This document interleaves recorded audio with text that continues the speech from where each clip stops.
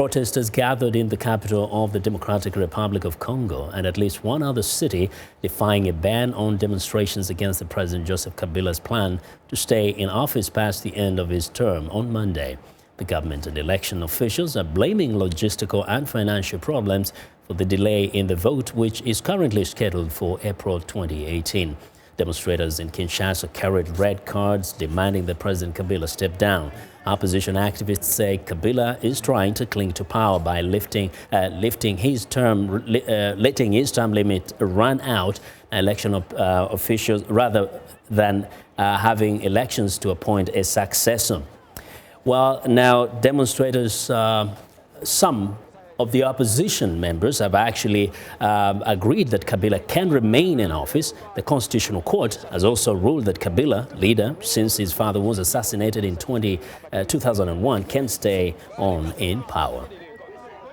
Well, for some perspective on the situation in Congo, I'm joined in studio by Ntal Almasi. He's a consultant and analyst on DRC issues. Ntal, welcome to Africa 54. Thank you. So first, we know that there are some opposition members, as we've mentioned, and also the court has said Joseph Kabila can continue staying on in power. Is there some real, genuine, legitimate reasons for that? Well, let me first of all go back and say what the Constitutional Court did is it bestowed legality on the continuation, but it didn't give him legitimacy. Because legitimacy, that's what people perceive. And the people perceive that, by today, his mandate is over. So there should be a peaceful transfer of power. So that's really the tricky part. Now, the truth is that Joseph Kabila is not likely to relinquish power tonight. What is it that the Catholic Church, the mediators from the Catholic Church, can actually do to assure the people of the Democratic Republic of Congo that it's okay for Mr. Kabila to stay on in power? At this point, I read the communique from the Catholic Church, last week, and I smiled because it was really another way of saying we failed in our mission.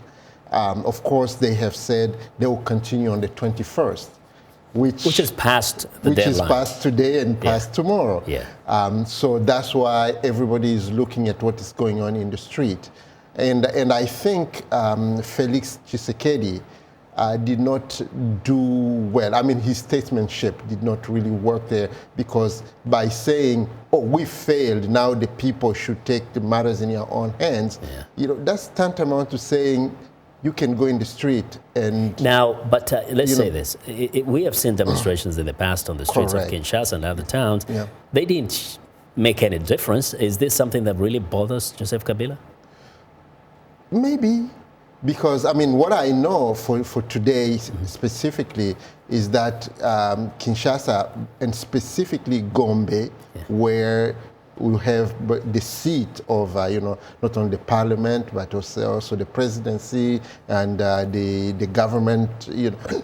Things are very, very slow. That means, offices did not open, schools did not open. Some people, you could say, people are concerned because they may be afraid, but in the long term, probably this fizzles out. But here's the question. Did Mr. Kabila suddenly realize we just can't hold this election? Or from what you understand, was there a plan actually to extend this presidency? No, I think personally that this was deliberate. The not holding elections was deliberate. And where I differ from most of my Congolese is that... Let's... we'll end it there.